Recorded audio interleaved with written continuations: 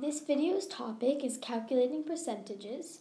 Make sure you have your date and your page set up. Our central question is, what strategies can we use to calculate percentages of whole numbers? The biggest part of this that we should have already known from a different video is that percent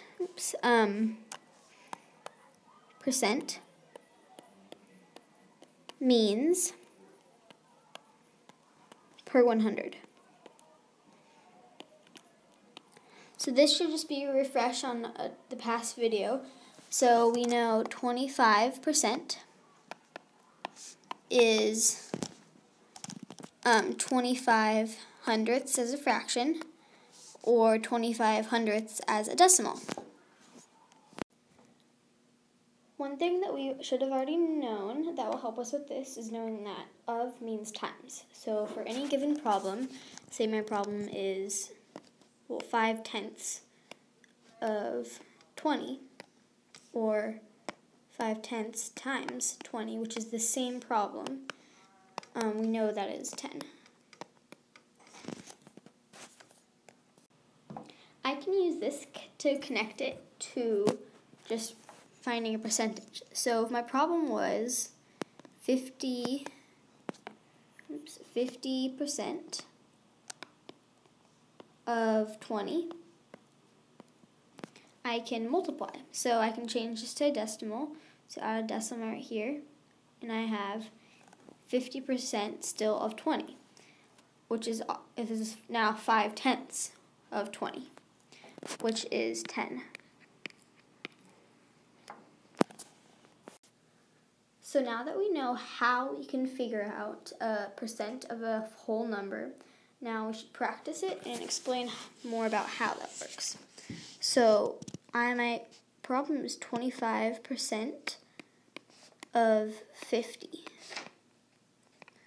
So remember the of.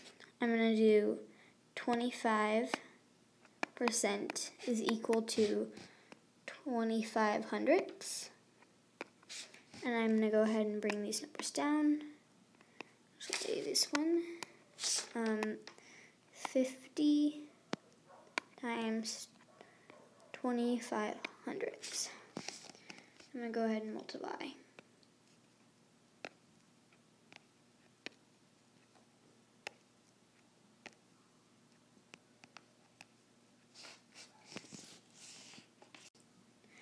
I'm going to go ahead and add these numbers up here since I ran out of room.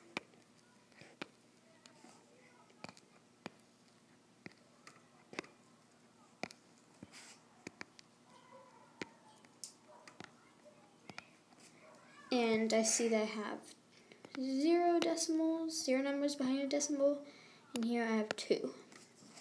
So I'm going to go ahead and go 2 spaces in and put my decimal right here. My answer I got was 12 and 50 hundredths, or 5/10, which is 12.5. So now we can use that strategy that we just learned to practice a couple problems. Now for a couple of practice questions, I'm going to put them up, and then you can pause the video, answer them, and I'll have the answers up. Go ahead and copy these down into your journal, pause the video, answer them, and then unpause and find out the correct answers.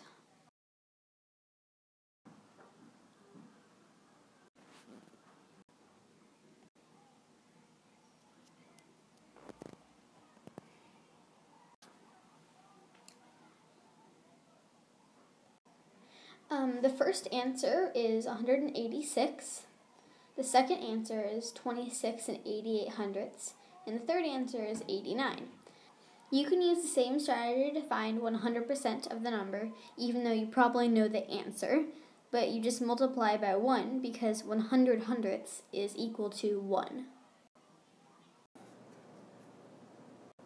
Now that we watched this video, let's hope we can use this information to solve problems that we're working on in class.